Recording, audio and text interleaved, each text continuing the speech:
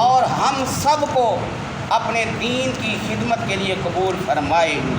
اور جو آیہ کریمہ میں نے آپ کے سامنے تلاوت کرنے کی سعادت حاصل کی ہے، اس میں اللہ رب العالمین ارشاد فرماتا ہے، محمد رسول اللہ صلی اللہ علیہ وسلم والذین معہ اشداء علی الکفار رحماء بینہم تراہم رکعا سجدا۔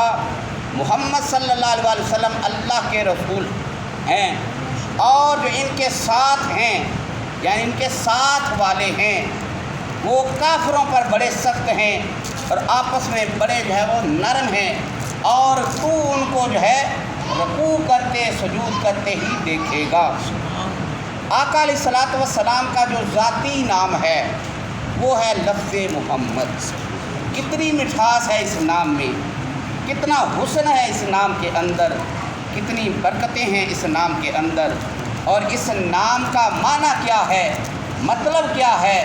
الذی یحمد حمدا بعد حمد، وہ جن کی بار بار تعریف کی جائے، وہ ہستی جس کی تعریف کا سلسلہ کبھی ختم ہی نہ ہو، وہ جن کی تعریف کہیں جا کے رکتی نہیں ہے۔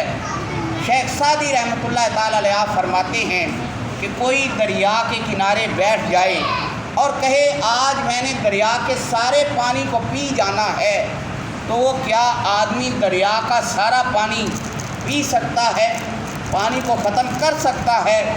استسقاء کی بیماری والا جسے پانی پیتا ہے اور پیٹ نہیں بھرتا، پیٹ پھول جاتا ہے، یہ عمومی طور پہ یہ رمضان کے روزوں میں ہوتا ہے۔ گرمیوں میں جب پانی پیتے ہیں پیٹ بھر جاتا ہے لیکن جو ہے وہ پیاس نہیں بجھتی۔ تو استسقاء کی بیماری والا بھی جو ہے وہ بھی پانی پی پی کے اس کا پیٹ جو ہے وہ تھک جائے گا، وہ مر جائے گا، لیکن دریا کا پانی نہیں ختم ہوگا۔ اسی طرح آقا علیہ الصلوۃ والسلام کی تعریف کرتے کرتے زندگیاں تو ختم ہو سکتی ہیں، پر میرے اور آپ کے کریم آقا کی تعریف ختم نہیں ہو سکتی۔ زندگیاں ختم ہوئیں اور قلم ٹوٹ گئے، تیرے اوصاف کا ایک باب بھی پورا نہ ہوا، لاکھوں قلم و کاغذ پہ سر خمیدہ، کب لکھ سکے کوئی تیرا قصیدہ، حسینہ جمیلہ دموں موڑ دیتا، محمد بنا کے قلم توڑ دیتا۔ گزشتہ دنوں تھوڑے ہی دن ہوئے ہیں، ایک تحقیق چھپ کے آئی ہے کہ فجر کی اذان سب سے پہلے جو ہے وہ انڈونیشیا میں شروع ہوتی ہے، اس کے بعد سماٹرا میں، پھر ملائیشیا میں، ڈھاکہ میں، سری لنکا میں، ہندوستان میں، پاکستان میں، افغانستان میں، مسقط میں، سعودی عرب میں، کویت میں، یمن میں، ایران میں، استنبول میں، طرابلس میں، لیبیا میں اور امریکہ میں مسلسل 9 گھنٹے جو ہے فجر کی اذان ہوتی ہے۔ جب واپس انڈونیشیا میں پہنچتی ہے تو وہاں ظہر کی اذان کا وقت شروع ہو جاتا ہے۔ تو گویا روئے زمین پر کوئی ایک سیکنڈ بھی ایسا نہیں ہے، ایک لمحہ بھی ایسا نہیں گزرتا جب اشہد ان محمد رسول اللہ صلی اللہ علیہ وسلم کی صدا نہ آ رہی ہو۔ الذی یحمد حمدا بعد حمد، جس کی تعریف کا سلسلہ کہیں جا کے رکے نہ۔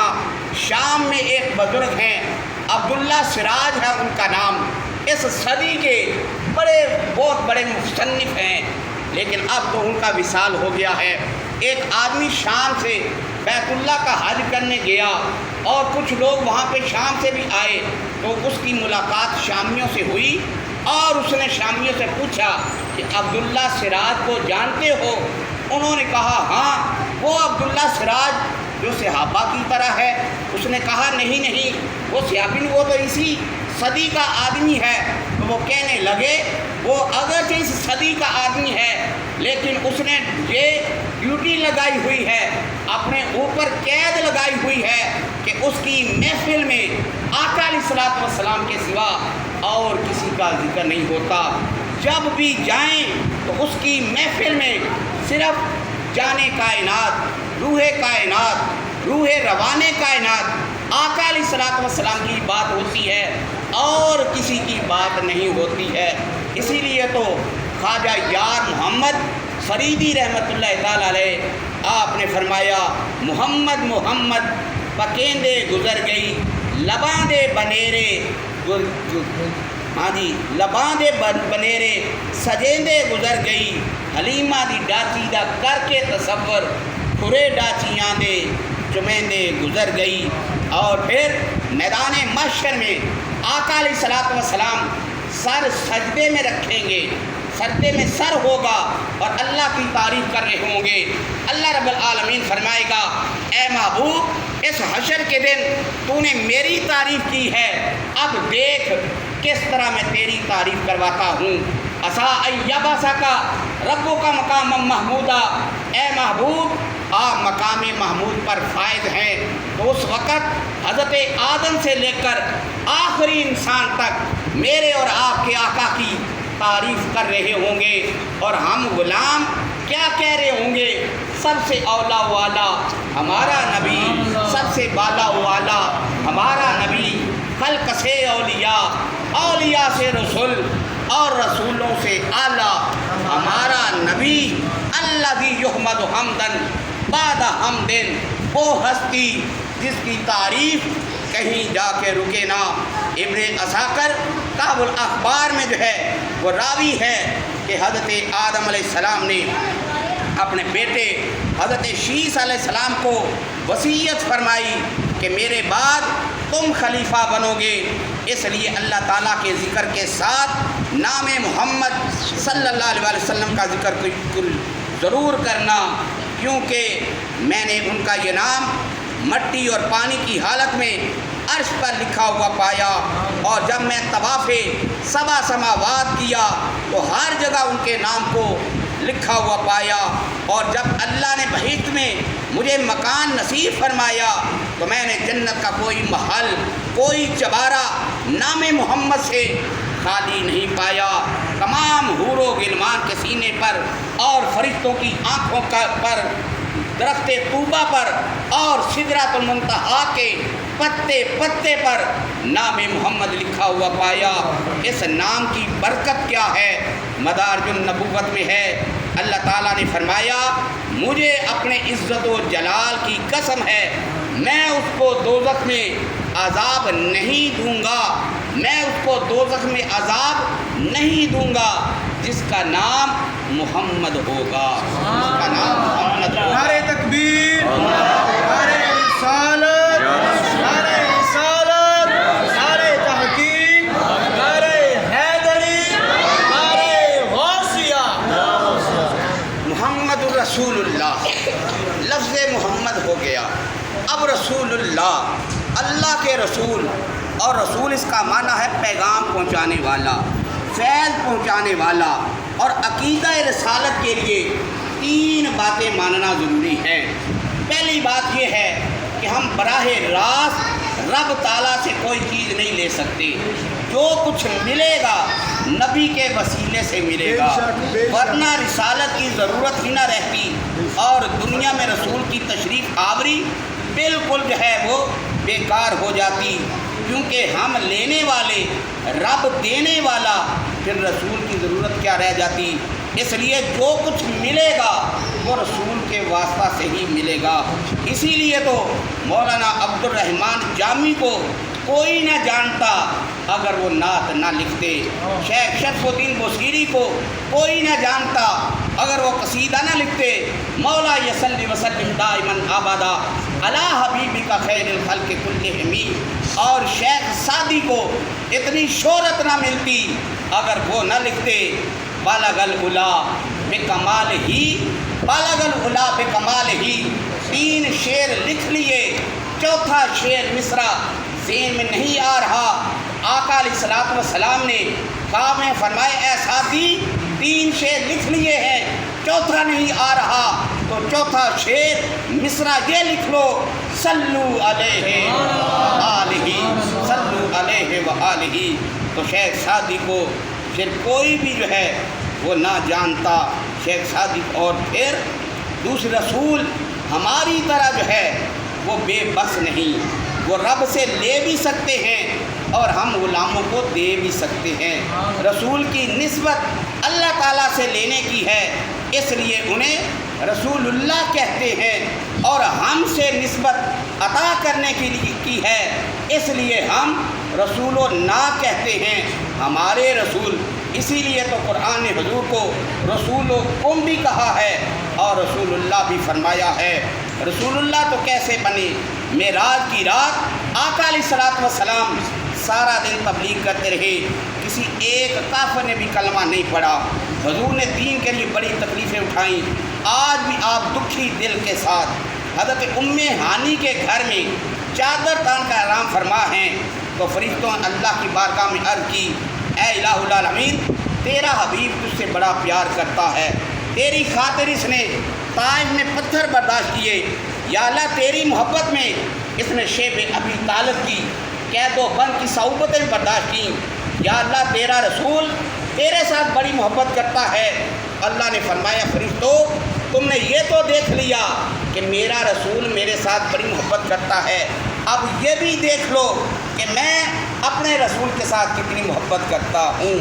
اللہ نے اپنے رسول کو مسجد حرام سے مسجد اقصیٰ تک، مسجد اقصیٰ سے سدرۃ المنتہیٰ تک، اور سدرۃ المنتہیٰ سے مقام نور تک، اور مقام نور سے اپنے اسماء و صفات کے پردوں سے گزار کر رسول کو بھی اپنی صفات میں ایسا رنگ دیا کہ اللہ کا نام ہے کریم۔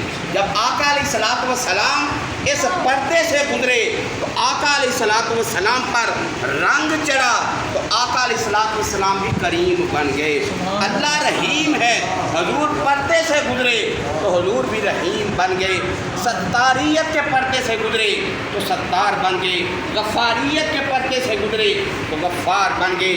جب اسماء و صفات کے پردوں سے گزار کر عرش عظیم سے بلند ہو کے کعبہ قوسین کی خلوتوں میں پہنچے اور دنا فتح اللہ کے قریب پہنچے تو خدا نے فرمایا، اے محبوب تیرے ظاہر و باطن پر میرا رنگ چڑھ چکا ہے، اور تو نے میرے قریب ہونے کا حق ادا کر دیا ہے، اب دیکھ میں کس طرح تیرے قریب ہوتا ہوں۔ کہا حق نے پیارے، تو مجھے دیکھ لے میں تجھے دیکھ لوں، جو تجھے دیکھ لے وہ مجھے دیکھ لے، دیکھنے کا مزہ آج کی رات ہے۔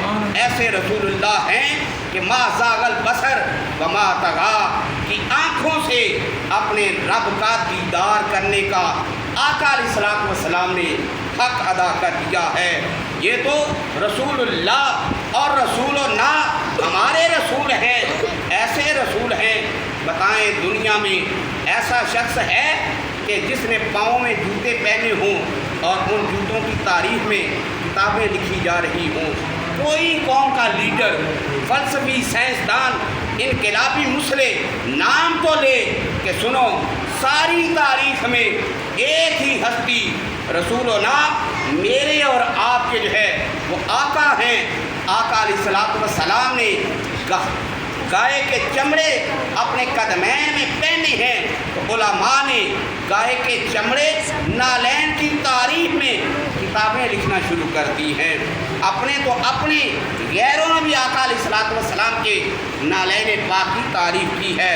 کال کا پرساد ہندو کہتا ہے، گر ارض و سما کو کوئی ہاتھوں پہ اٹھا لے، افلاک کے تاروں کو اشارے سے بلا لے، اور دولت کونین کو دامن میں سما لے، پھر کال کا پرساد سے پوچھے کہ تو کیا لے، نالین محمد کو آنکھوں سے لگا لے۔ اور جناب حسن رضا خان بریلوی نے اس موضوع پر استغاثہ پیش کیا، نگاہ لطف کے امیدوار ہم بھی ہیں، لیے ہوئے دلے بے قرار ہم بھی ہیں، جو سر پہ رکھنے کو مل جائے نالے پاک حضور تو کہیں کہ لو تاجدار ہم بھی ہیں۔ اور مولانا عبد الرحمن جامی نے تو قلم توڑ کے رکھ دی، آپ کہتے ہیں چسوئے من گزر آری، منے مسکین سے ناداری، فدائے نقش نالینت کنم جا یا رسول اللہ، یا رسول اللہ صلی اللہ علیہ وسلم کبھی آپ میرے غریب خانے پر تشریف لائیں تو میں آپ کو نظر کیا پیش کروں گا، نذرانہ کیا پیش کروں گا، فدائے نقش نالین آپ کے نالین پاک کے نقش پر میں اپنی جان قربان کر دوں گا۔ اور تیسری بات جو ہے رسول سے فیض لینے کے لیے تیسرا عقیدہ کیا ہے، رسول دینے والے رب کو بھی جانتے ہیں، لینے والے امتیوں کو بھی جانتے ہیں۔ ہم دنیا میں اپنے کام کے لیے آتے ہیں، اپنی ذمہ داری پر آتے ہیں، رسول دنیا میں رب کے کام کے لیے رب کی ذمہ داری پر آتے ہیں۔ جس طرح کو کوئی حکومت کا کرندہ جائے، وہ کسی کام میں جائے، اس کی گاڑی کا خرچہ، وہاں پہ رہائش کھانا وغیرہ سارا حکومت کے ذمہ ہوتا ہے۔ اگر اپنے خرچے پہ کوئی جائے، پرائیویٹ جائے، اس نے خود جو ہے وہ سارا خرچہ کرنا ہوتا ہے۔ اس طرح جو ہے رسول جب اللہ کی ذمہ داری پہ جو ہے وہ دنیا میں آتے ہیں، اور ہم دنیا میں بننے کے لیے آتے ہیں، لیکن رسول دوسروں کو بنانے کے لیے آتے ہیں۔ ہم اپنی دنیا میں آ کر اس ماحول میں جیسے بن جاتے ہیں، جبکہ رسول جو ہے وہ ماحول کو ہی بدل دیتے ہیں، اور ہم دنیا میں ناسمجھ آتے ہیں، اور رسول جو ہے وہ دنیا کو سکھانے کے لیے آتے ہیں۔ یہی وجہ ہے کہ غار حرا میں جبریل امین حاضر خدمت ہوئے، آقا علیہ السلام کو آ کے عرض کرتے ہیں اقرا یا رسول اللہ پڑھیے۔ آقا علیہ السلام نے فرمایا ما انا بقارئ، اے جبریل میں پڑھنے والا نہیں ہوں۔ جبریل پھر عرض کرتے اقرا یا رسول اللہ پڑھیے۔ لوگوں کو مغالطہ ہو گیا، شاید آقا پڑھنا ہی نہیں جانتے۔ علامہ بدر الدین عینی فتح الباری میں اس کی وضاحت کرتے ہوئے لکھتے ہیں کہ جب جبریل امین نے آ کے عرض کیا اقرا یا رسول اللہ پڑھیے، آقا علیہ السلام نے فرمایا ما انا بقارئ بل مقرئ، اے جبریل میں دنیا میں پڑھنے کے لیے نہیں آیا، میں تو دنیا میں پڑھانے کے لیے آیا۔ آقا علیہ السلام شاگرد بن کے نہیں آئے، استاد بن کے آئے ہیں۔ محمد رسول اللہ والذین معہ، اور جو آپ کے ساتھ ہیں، اور آقا علیہ السلام کے ساتھ کون ہیں؟ آئیے ذرا احادیث مبارکہ سماعت کریں۔ آقا علیہ السلام نے فرمایا میں کل قیامت والے دن اس حال میں آؤں گا کہ ابو بکر میرے دائیں طرف، عمر فاروق میرے بائیں طرف، عثمان غنی میرے پیچھے، اور مولا کائنات میرے آگے آگے ہوں گے، اور لواء الحمد مولا علی کے ہاتھ میں ہوگا، یعنی مولا علی حمد کا جھنڈا اٹھائے ہوئے آگے آگے ہوں گے۔ اور پھر آقا علیہ السلام نے فرمایا میرے حوض کے 4 کونے ہیں، ایک کونے پر ابو بکر صدیق، دوسرے پر عمر فاروق، تیسرے پر عثمان غنی، اور چوتھے پر مولا کائنات۔ جس کو جو علی کا انکار کرے گا اس کو ابو بکر سیراب نہیں کریں گے، جو ابو بکر کا انکار کرے گا اس کو علی سیراب نہیں کریں گے۔ یہ میرے جو ان کے ساتھ دل و جان کے ساتھ محبت رکھے گا وہی کامل ایمان والا ہوگا۔ نعرہ تکبیر، نعرہ رسالت، نعرہ تحقیق، نعرہ حیدری۔ پھر آقا علیہ السلام نے فرمایا اے ابو بکر اللہ نے مجھے نور کے جوہر سے پیدا کیا، پھر مجھے اپنے سامنے کھڑا کیا تو مجھے حیا سے پسینہ آ گیا، اور اس پسینے سے قطرے گرے، ایک پہلے قطرے سے اے ابو بکر تو، دوسرے قطرے سے عمر فاروق، تیسرے قطرے سے عثمان غنی، اور چوتھے قطرے سے مولا کائنات۔ اے ابو بکر تیرا، عمر کا، عثمان کا اور علی کا نور میرے نور میں سے ہے۔ پھر امام شافعی رحمۃ اللہ تعالیٰ علیہ آپ فرماتے ہیں کہ میں نے ایک نصرانی کو دیکھا جس کا نام اسقف تھا، اس نے اپنا دین چھوڑ دیا، اور میں نے اسے کہا کہ تم نے دین چھوڑنے کی وجہ کیا ہے، نصرانیت کو چھوڑ کر مسلمان ہونے کی تیری وجہ کیا ہے؟ اس نے بتایا کہ میں اور میرے کچھ ساتھی جو ہے کشتی میں دریا میں جا رہے تھے، طوفان آیا، ہماری کشتی ٹوٹ گئی، اور میں ایک تختے پر بیٹھ کر، سارے آدمی جو ہے وہ ڈوب گئے، میں تختے پر بیٹھ کر ایک ایسے جزیرے میں پہنچا جہاں پہ بڑا پھل تھا، اور میں نے سوچا चलो यहाँ से फल खाता हूँ। और जब रात हुई मैं एक दरख्त के ऊपर चढ़ के बैठ गया। फिर देखा क्या, एक जानवर नमूदार हुआ जिसका सर जो है वो इंसानों वाला था, धाड़ जो है वो ऊँट की तरह था और उसकी दुम जो है वो मछली की तरह थी। वो अजीबो गरीब जानवर, मैं उसे देख के जो है दौड़ने लगा। तो उसने कहा अब दौड़ने का कोई फ़ायदा नहीं है, तू बच के नहीं जा सकता। मैंने कहा कैसे बचने की सूरत क्या है? उसने कहा कि हम जिन्नात की जो है एक टोली है, तेरे बचने की सिर्फ एक ही सूरत है कि तू मोहम्मद अरबी सल्लल्लाहु अलैहि वसल्लम का कलमा पढ़ ले और मुसलमान हो जा। जब मैंने कलमा पढ़ लिया और मुसलमान हो गया तो कलमा पढ़ने के बाद फिर उसने कहा तेरा ईमान उस वक़्त तक मुकम्मल नहीं होगा जब तक तू अरबा खुलफा जो है वो खुलफाए अरबा सैयदना अबू बकर सिद्दीक, सैयदना उमर फारूक, सैयदना उस्मान गनी और मौला कायनात पर जब तक ईमान नहीं लाएगा उस वक्त तक तेरा ईमान कामिल नहीं होगा। मैंने कहा कि तुझे ये कैसे पता चला? उसने कहा हम जिन्नों की जमात हैं और मेरे कुछ साथी और मैं आका अलैहिस्सलातु वस्सलाम की बारगाह में बैठे हुए थे। तो आका अलैहिस्सलातु वस्सलाम की बारगाह में जन्नत हाजिर हुई। उसने अर्ज़ किया या रसूल अल्लाह, आपने कहा था कि ए जन्नत तेरे कोनों को मजबूत करेंगे, तो ए या रसूल अल्लाह अब मेरे कोनों को मजबूत कीजिए। तो आका अलैहिस्सलातु वस्सलाम ने फरमाया ए जन्नत तेरे एक कोने को उमर फारूक अबू बकर सिद्दीक के साथ, दूसरे उमर फारूक के साथ, तीसरे को उस्मान गनी के साथ और चौथे को मौला कायनात के साथ और तेरे सारे सजावट को जो है ये हसन हुसैन के साथ मुझे सजा दिया गया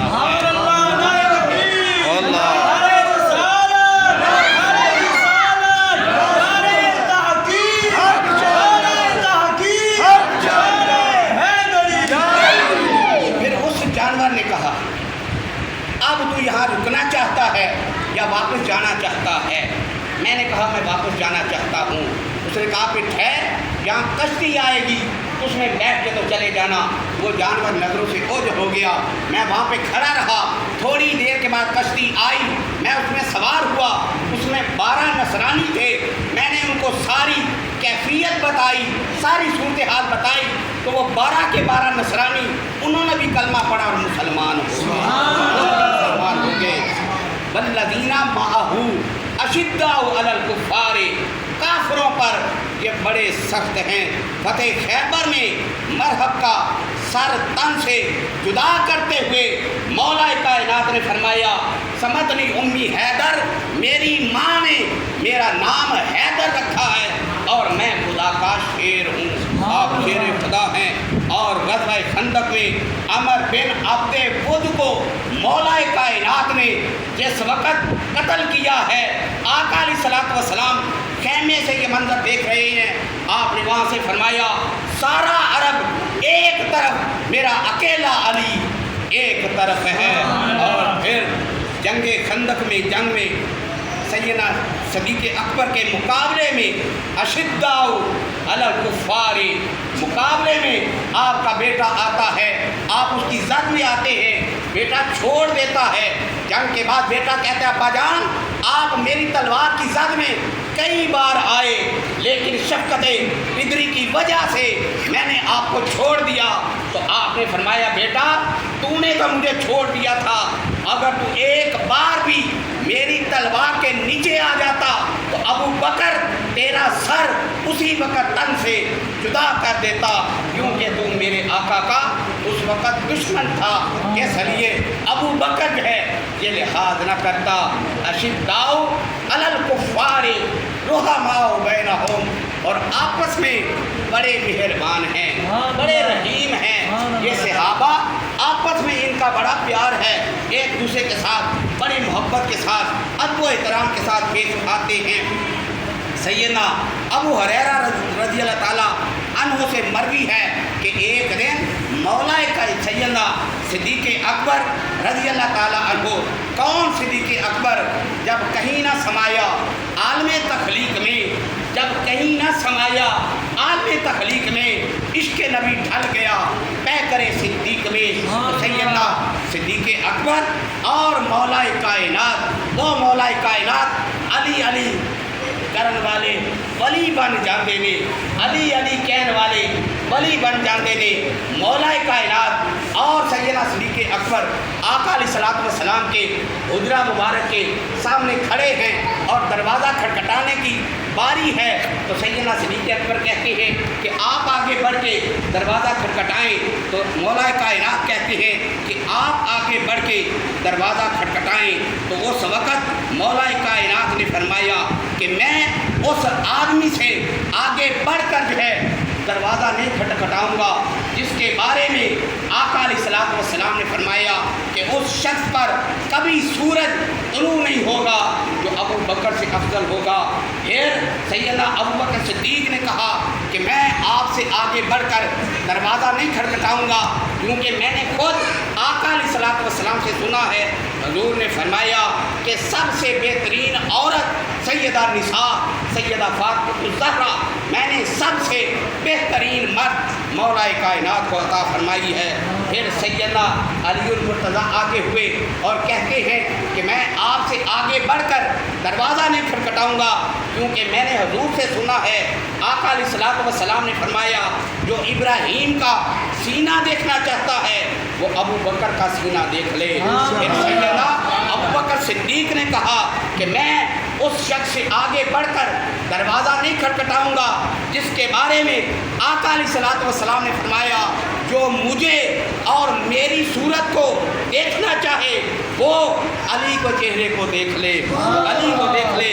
پھر مولا کائنات مولا علی نے فرمایا قیامت کے دن اللہ رب العالمین کی طرف سے ندا کرنے والا ندا کرے گا، اے ابو بکر تو اور تجھ سے محبت کرنے والے سارے جنت میں داخل ہو جائیں۔ پھر ابو بکر جو ہے وہ عرض کریں گے، کہیں گے اے جبریل میرے پاس حاضر ہوئے اور عرض کی اللہ آپ کو سلام کہتا ہے۔ آقا علیہ الصلوۃ والسلام نے فرمایا اور میں آپ سے علی سے فاطمہ سے حسن سے حسین سے محبت کرتا ہوں اور جو ان سے محبت کرتا ہے وہ سارے کے سارے ان کو میں جنت میں داخل کروں گا۔ پھر مولا کائنات نے کہا کل بروز قیامت اہل معاشر جو ہے وہ آواز سنیں گے اے ابو بکر جنت کے 8 دروازوں میں سے جس دروازے سے چاہو جنت میں داخل ہو جاؤ۔ پھر ابو بکر کہیں گے میں نے آقا علیہ الصلوۃ والسلام کو یہ فرماتے سنا کہ جنت میں میرے اور ابراہیم کے محل کے درمیان علی بن ابی طالب کا گھر ہے۔ اور پھر مولا کائنات نے فرمایا میں اس سے آگے نہیں بڑھوں گا جس کے بارے میں اللہ رب العالمین یوں فرماتا ہے والذی جاء بالصدق وصدق اولئک هم المتقون۔ اور سیدنا ابو بکر صدیق نے کہا میں آپ سے آگے نہیں بڑھوں گا کیونکہ جن کے گھر والوں اور کی شان میں اللہ تعالیٰ فرماتا ہے وَيُطْعِمُونَ الطَّعَامَ عَلَىٰ حُبِّهِ مِسْكِينًا وَيَتِيمًا وَأَسِيرًا، اللہ کی طرف سے جبریل آقا علیہ الصلوۃ والسلام کی بارگاہ میں حاضر ہوتے ہیں اور عرض کرتے ہیں کہ اللہ آپ کو سلام کہتا ہے اور فرماتا ہے کہ ساتوں آسمان کے فرشتے اس وقت سیدنا ابوبکر صدیق اور مولا کائنات مولا علی کی طرف دیکھ رہے ہیں اور ان کے درمیان ہونے والے حسن ادب کو اور اس گفتگو کو سماعت کر رہے ہیں۔ آپ بھی ان کے درمیان تشریف لے جائیں اور تیسرے فریق بن جائیں۔ چنانچہ آقا علیہ الصلوۃ والسلام ان کے درمیان تشریف لے گئے اور انہیں ویسے ہی پایا جیسے وہ گفتگو کر رہے تھے۔ آقا علیہ الصلوۃ والسلام نے دونوں کے چہروں کو بوسہ رحمت دیا اور فرمایا کہ اس اللہ رب العالمین کی قسم ہے جس کے قبضہ قدرت میں محمد صلی اللہ علیہ وسلم کی جان ہے، اگر تمام درخت قلم بن جائیں اور سارے سمندر سیاہی بن جائے اور زمین و آسمان کاغذ بن جائیں تو تمہارے فضل و مرتبہ اور تمہارے اجر و ثواب کو نہیں پہنچ سکتے ہیں۔ اشداء علی الکفار رحماء بینہم تراہم رکعا وسجدا، اس کی وقت اجازت نہیں دیتا، اس کو آگے تراہم حقات و